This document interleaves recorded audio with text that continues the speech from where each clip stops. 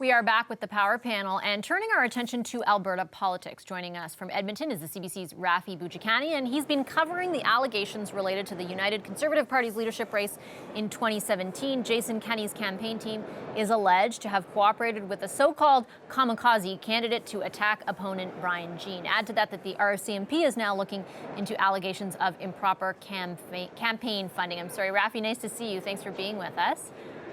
I know you're fresh off, I think, the throne speech there, but can you tell us, explain to us what this controversy is all about?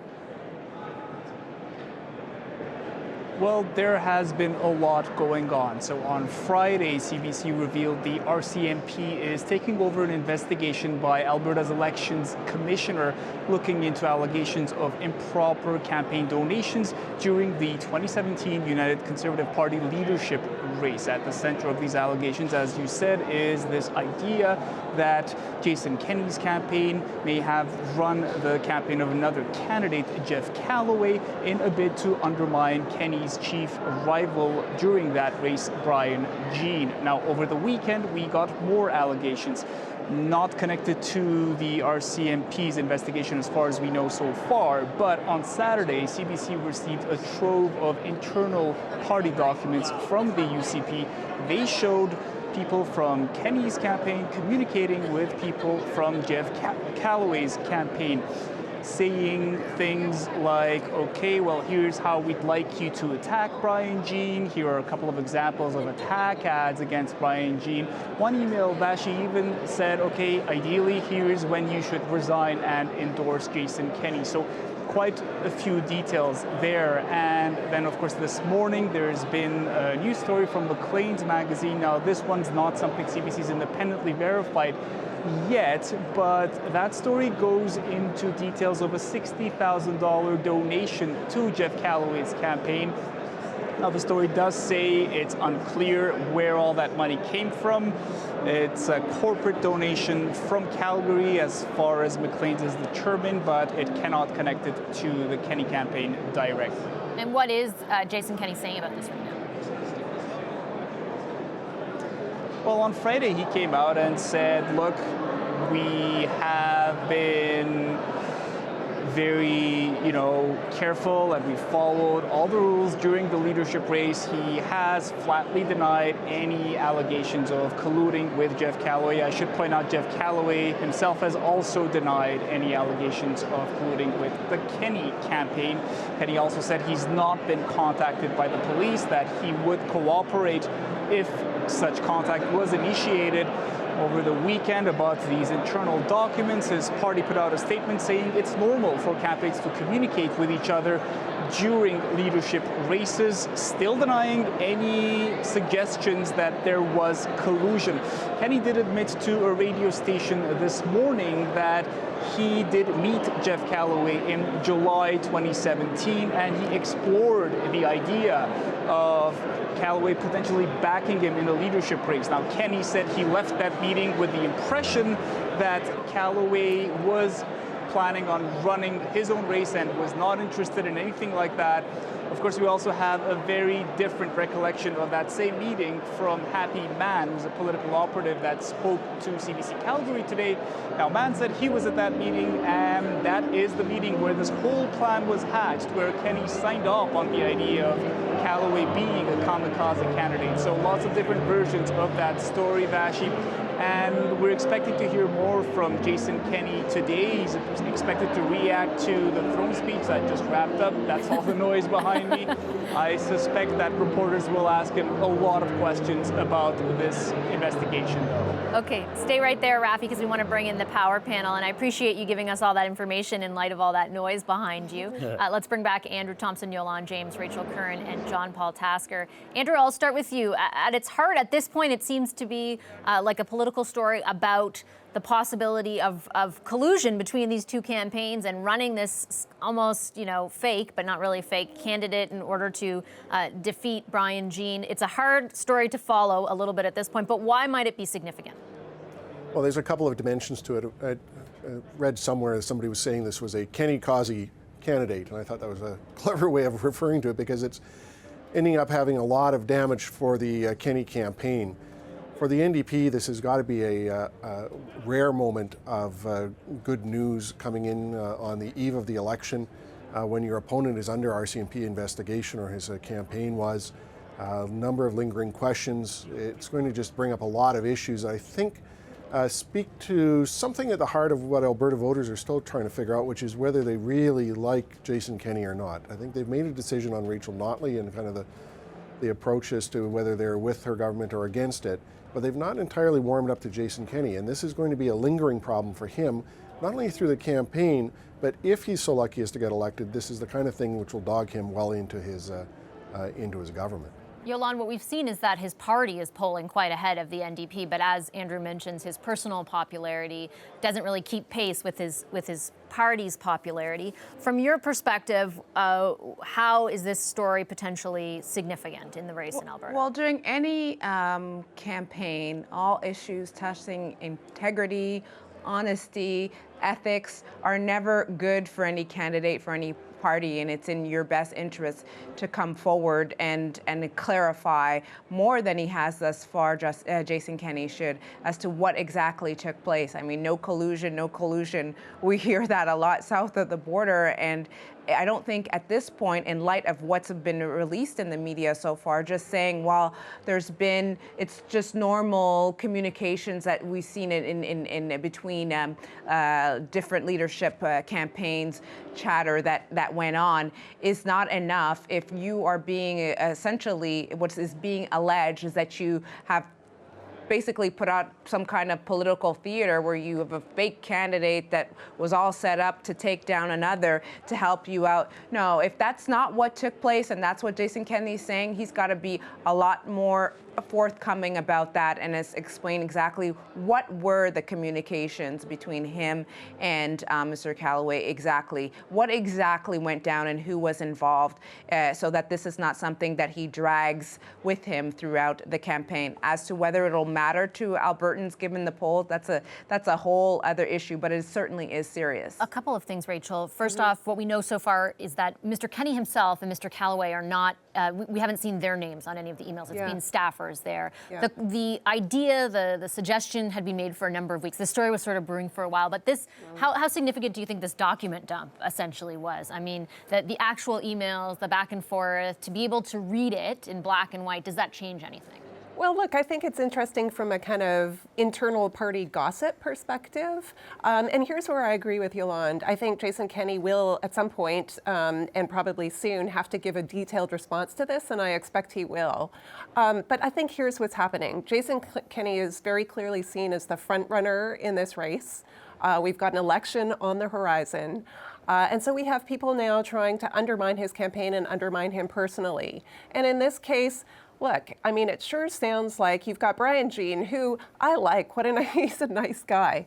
But, coming forward to say, Jason Kenney ganged up with another guy in the leadership race, to criticize me. And that's about the extent of the allegations, that there was a hard-fought leadership race and Brian Jean really didn't like the outcome of that because he felt that Jason Kenney was maybe somehow communicating with the other person in the race to gang up on him. And to be honest, I think what they're alleging is that that Callaway figure is expressly running to defeat Brian Jean. Yeah, but it sure sounds like sour grapes to me because Callaway has come out and denied all of this and said I was running to win that race. And by the way, the Conservative Party leadership race started out with over a dozen candidates, and some of them dropped out and put their support behind other candidates. So this happens all the time. So Callaway says, I was running to win that campaign. At some point I dropped out and put my support behind Jason Kenney, but by no means was this a fake campaign. There's nothing tying Jason Kenney to the funding of Callaway's campaign. So right now this is all just sort of innuendo and gossip and rumor, and it looks like sour grapes on the part of an unsuccessful leadership candidate. Rafi, you want to jump in there? It's not innuendo because we have emails from campaign staff of Jason Kenney telling campaign staff of Jeff Callaway how to run his party, when to resign, what to say in his resignation speech, how to attack Brian Jean. The source of these allegations is not Brian Jean. We have internal documents. It's a little more serious than sour grapes from a candidate who lost. Yeah, no, listen, I hear that, but I think that kind of communication happens between leadership candidates a lot. Really? We don't often get into the inside, like an inside look at it. Like but even when candidates, scripting how you're going to quit, that well, kind of thing? absolutely. When candidates are going to drop out of a race, they'll often contact the person who they're going to throw their support behind and say, look, I'm going to drop out, support you. Let's figure out how to do this. So that kind of thing happens in races all the time. That's not really what happened here. Hold on, Rafi. I'll get you illegal back in a about it. second, but JP. Well, at best, it's terribly unsavory, and at worst, it's possibly criminal. And I think no leader of a political party wants criminal allegations hanging over them when they're heading to the polls in a couple of months.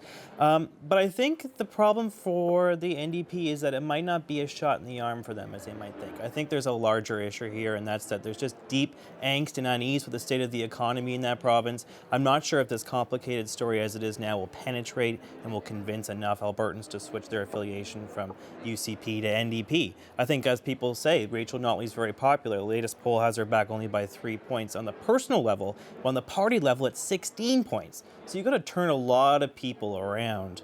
And I don't know if these allegations are enough to do it, frankly. When the unemployment rate in Alberta is actually higher than Nova Scotia right now, so many people are suffering, and I think that so much of that has been blamed on the NDP and its carbon tax and all the other policies it's put forward. Rafi, let's get you in one last time. And I take your point about the detail provided in the emails. I hope you can hear me with all that noise. But what are some of the outstanding questions? I know that you started off talking about money.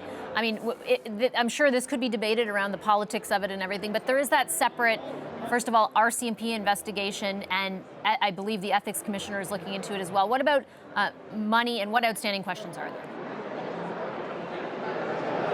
Well, the ethics commissioner has already fined a few people, saying that donations were made that contravene the Alberta Elections Act, and it was the elections commissioner's communications that we saw that have revealed that the commissioner said, okay, this is really serious, I'm turning this over to the RCMP Serious Crimes Branch. I mean, that's not something you hear every day from an elections commissioner. So the RCMP themselves have not confirmed to us that they are investigating. We've had that from different sources.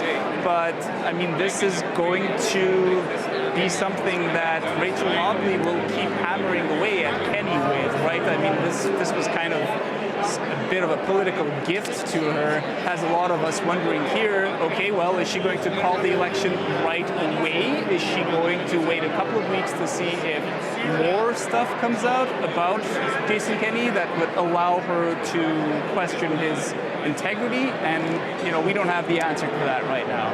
That we'll be watching to see. I think there had been some speculation that the Premier could call that election as early tomorrow. Wonder if this changes the calculation. I have to say goodbye, though, to everyone. Thank you very much. Thanks, Rafi, for joining us amid all that noise. We really appreciate it. And thank you so much to the Power Panel, Andrew Thompson, Yolande James, Rachel Kern, and JP Taskett. Stop denying it. Stop lying to Albertans. Come clean. Accept the responsibility as I did. And let's accept the responsibility as a collectively and move on. That was former United Conservative Party candidate Happy Man speaking in Calgary. He says he helped execute what's being described as a kamikaze scheme. Jason Kenney's campaign is being accused of coordinating with another campaign to undermine Kenney's main political rival, Brian Jean, in the party's 2017 leadership race. Kenney is denying any wrongdoing. Joining me now is Derek Fildebrandt. He used to be a member of the UCP. He's now leader of the Freedom Conservative Party of Alberta, and he joins us from Edmonton. Hi, Mr. Fildebrandt. Nice to see you. Thanks for your time today. Pleasure to talk. Okay, so you said that you had conversations with Mr. Kenney initially before Mr. Callaway, who is now sort of the person that people are talking about as this kamikaze candidate. Can you tell me about the nature of those conversations, exactly what was said? Well, Mr. Kenney and I met, I believe it was when the vote to merge the Wild Rose and PC parties was still pending, but we were pretty sure it was going to succeed, and everybody had an eye and a hand on the leadership race that was going to begin the day after that. And we had met in, it was either June or early July, one of the two, at the Keg near McMahon Stadium in Calgary to discuss how I could help him win the United Conservative Party leadership when that race kicked off. I was, at the time, I still believed that he would keep to his promises of things like the grassroots guarantee, democratic nominations, and policies. So I thought he was the right guy for the job. Quite a few people had been encouraging me to seek the leadership of the UCP to kind of carry a more libertarian and Alberta first banner into that race. I had been considering it, but wasn't inclined towards it. Mr. Kenney knew this, and we met. So we met for dinner at the Keg, and he asked me if this was something I'd be interested in doing, but to come into the race largely so that I could take shots at Brian Jean, say things in the leadership race, in particular in debates, that he would not want to say, or wanted to stay above the fray and have a stalking horse candidate. That's not something I wanted to do. Did he use that language? Just to be clear, though, did he use that language? No. I mean, the word kazakami is a relatively newer term that has been brought into this. Stalking horse and dark horse, those are not terms that were used. But it was very clear that the ask was that would I consider entering the race to take shots at Mr. Jean that he did not want to take himself, so that he didn't have to get himself down into the muck. It's not something I wanted to do. We settled instead that I would float the possibility that I'd seek the leadership of the party, but not confirm it, but float the possibility. And I would simply talk about some policies that matter to me, like ending supply management, free trade across Canada, equalization, that I would do those kinds of things, but ultimately not enter a leadership race and support Mr. Kenney. But I know even after that meeting with Mr. Kenney, a group of individuals who went on to form the core campaign team, including Mr. Happy Man, who you just had on before we began speaking, met with me at my family cabin and tried again to persuade me that this is something to do. And ultimately, I didn't think that this was the right thing for me. And I was not present at subsequent meetings after that, but these are the folks who went on to meet with Mr. Callaway and Mr. Callaway and Mr. Kenney later on, to convince Mr. Callaway to enter the race as a stalking horse candidate. Mr. Kenney says that he was just asking for your support, and I want to try to be as specific as possible in the way you're describing the conversation and the ask of you. Was it simply that you say a few things that he didn't want to? Like, was there anything ethically egregious at the time? And if there was, why didn't you do anything then? Well, there's nothing illegal about running a stalking horse campaign. They're not terribly common, but they wouldn't be the first to happen. I felt very strongly that at the time that Mr. Kenney should be the leader of the party. I have since come to regret that decision. It didn't sit well with me. I didn't want to play that role. If he wanted someone else to do it, that was his call to make, but I didn't want to do it myself. It didn't seem like the right thing to do. I've been an attack dog against the NDP for 4 years, and I want to be not just for attacking my opponents. I want to be for proposing policies, and that's what I wanted to focus on. But no, he was quite clear. This was not just asking for my support. It was about how we would transition to it. Should I enter the race to take shots at Mr. Jean that he didn't want to take himself? But he didn't press the issue and try to force it upon me when I didn't want to do that. So, Mr. Fildebrand, when you saw Jeff Callaway allegedly assume the kind of role that you're describing right now, why didn't you bring it to the public's attention earlier? Do you think it deserves to be brought to the public's attention? Do you think something wrong happened? Well, I didn't know that any rules were potentially being broken at the time. Is it just about rules, though, or is it about sort of the way it sits with voters? Yeah, that's a very fair question. Many people think that this is just dirty pool, backroom politics, and that's very fair to say. But some people think it's just the way the sausage is made. It might be a cynical view of things. Then there's the issue of breaking the rules, but there's also the issue that Mr. Kenney has now lied on dozens of occasions about this. This has been coming out for about half a year now, and every whistleblower who's come out has detailed what's happened. They've said their side of the story, and Mr. Kenney has called them liars and said it's just sour grapes. Mr. Happy Man, who you had on just now, he said the same thing about him. He said it about Prab Gill. He said it about myself, and now many other people who have come forward. Now there's been a huge release of documents from the very inner circle of Jason Kenney, proving that that is a complete lie. So there is a series of things. Is it right to have that kind of that kind of stalking horse campaign to begin with? That's not a legal question, but that's sort of a political question if you think that's appropriate or not. There's the legal question, were any laws broken in this? And third is the matter of just telling the truth. when you screw up or you mess up, take responsibility, apologize, and move on. But instead, Mr. Kenney has for half a year now called everybody who's come forward a liar, and I think he owes those people an apology. In the spirit of fairness, he has denied in this case that there was any wrongdoing. I take your point, though. I have to ask you, I'm running out of time, but before you leave, have you talked to Brian Jean about him running under your party's banner, the Freedom Conservative Party of Alberta, in the upcoming election? Will he do so? I've spoken to Brian Jean. We sat down a little while ago and discussed the issues of the day and some policies and the challenges facing Alberta. And we both agree that we need a conservative government that is not, that doesn't have rose-colored glasses here and is actually willing to take the tough measures necessary to get our finances under control. He's given me advice on how to be. I'm a new leader of a party. He served for nearly 3 years as leader of the Wild Rose. He's given me advice and told me to, stay humble. If you mess up, admit to it, own a mistake, and move on. But at this time. There's not much substance to the.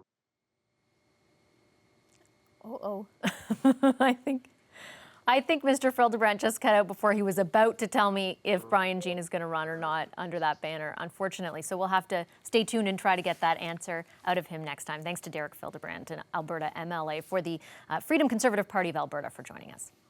We've been speaking about allegations of a so-called kamikaze leadership campaign in Alberta throughout the show. UCP leader Jason Kenney's campaign is being accused of collaborating with another campaign in the UCP leadership race to deliberately tank his main rival, Brian Jean. Kenney denies any wrongdoing, saying campaigns routinely communicate with each other. So with the provincial election looming, how significant could this story be? Janet Brown is an independent pollster based in Calgary.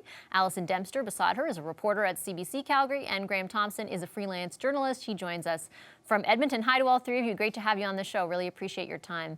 Alison, I'm going to start with you because you played a big role in breaking this story over the weekend. What are these documents, these leaked documents that you wrote about and others at CBC wrote about, reveal about the campaign coordination? Yeah, we're getting a good look at what was happening behind the scenes in the Kenney camp during the United Conservative Party leadership race back in 2017. And during that race, there was some speculation about the motives of a contender named Jeff Callaway. And during the debates, he seemed really laser focused on Brian Jean, the Wild Rose Party candidate and Kenney's main rival. So there were questions about whether he was a stalking horse candidate sent in to undermine Jean. So these emails make it clear there was orchestration happening. The emails show the Kenney campaign supplying the Callaway campaign with speaking notes, research, ads, a suggested date for when Callaway might want to step down from the race. Callaway did drop out of the race and throw his support behind Kenney.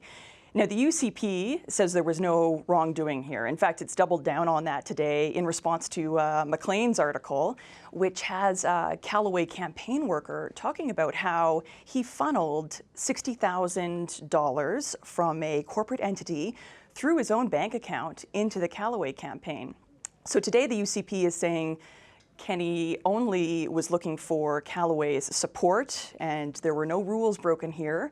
In the meantime, the RCMP and Alberta's election commissioner are investigating, and they're investigating allegations of irregular financial contributions to the Callaway campaign. So, Graham, what is it? Is this sort of nothing to see here, just an inside look at if a grotesque one at the way sausage is made, or are these more significant allegations that could impact the election?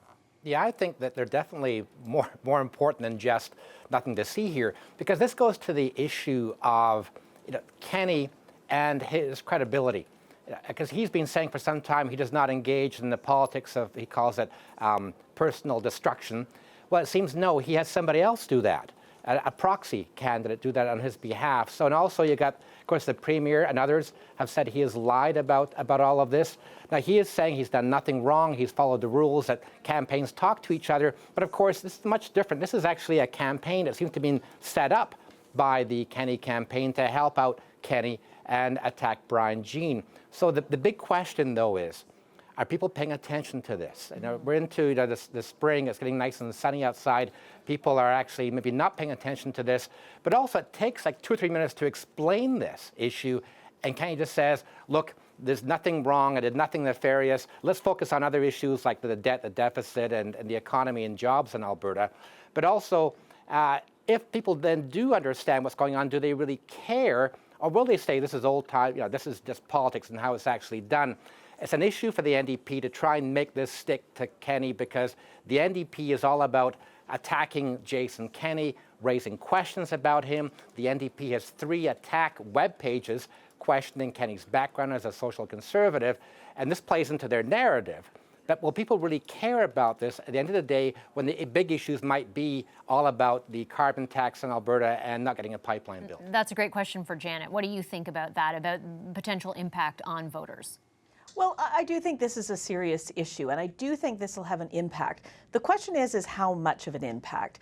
Like Graham said, spring has finally come to Alberta. We've had a brutal winter, but the last 2 days were actually quite nice.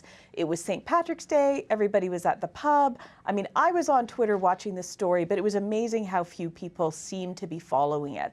And I sort of felt when I woke up this morning that probably a lot of Albertans didn't even yet know about this story, and certainly very few of them had had a chance to think about it.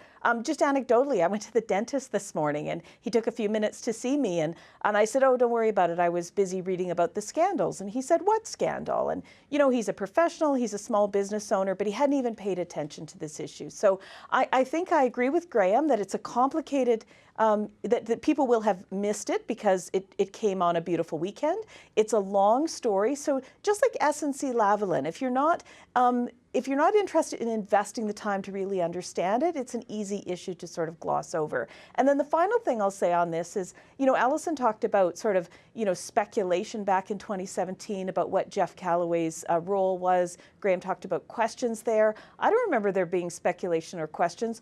In 2017, we all knew exactly what Callaway was doing. And I think the vast majority of people who voted for Kenney in that leadership race knew what they were up to.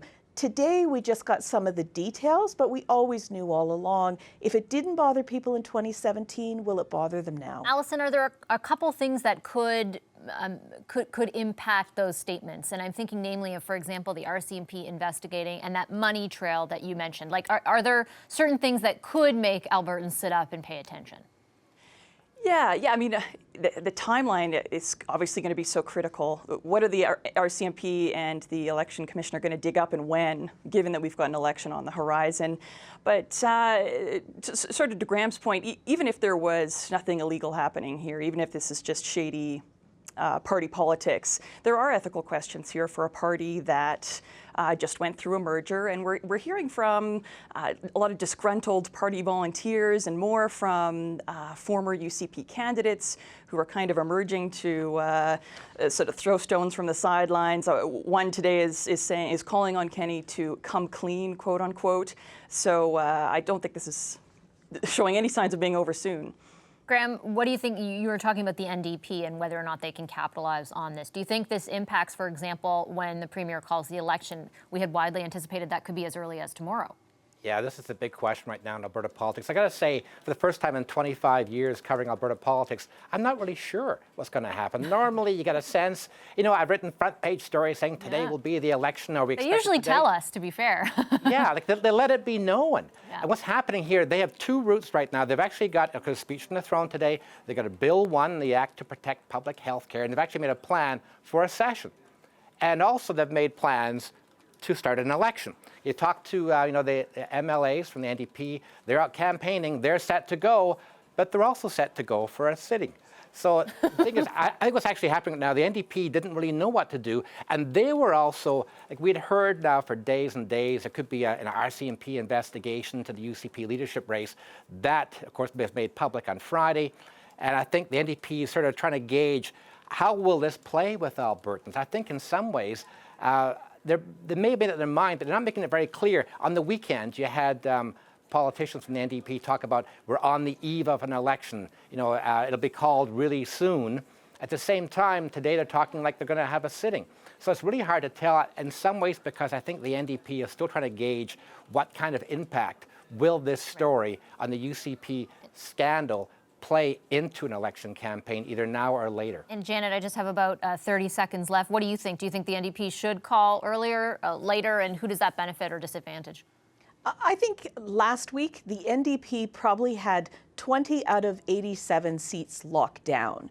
Maybe today they've got 25 or 30 locked down. So this is sort of working in their favor. They've got momentum, but I don't think they have enough momentum right now to sort of cancel out the inevitability of a UCP majority. So I think it looks like they're trying to bide their time to really see how big this scandal's going to get, if anything more is going to drop, and maybe if this could be the thing that jeopardizes a UCP election win. All right, I'll leave it there. I'm sure we'll be checking in again over the coming weeks. Thanks so much to everyone. Thanks to Janet Brown, Allison Dempster, and Graham Thompson.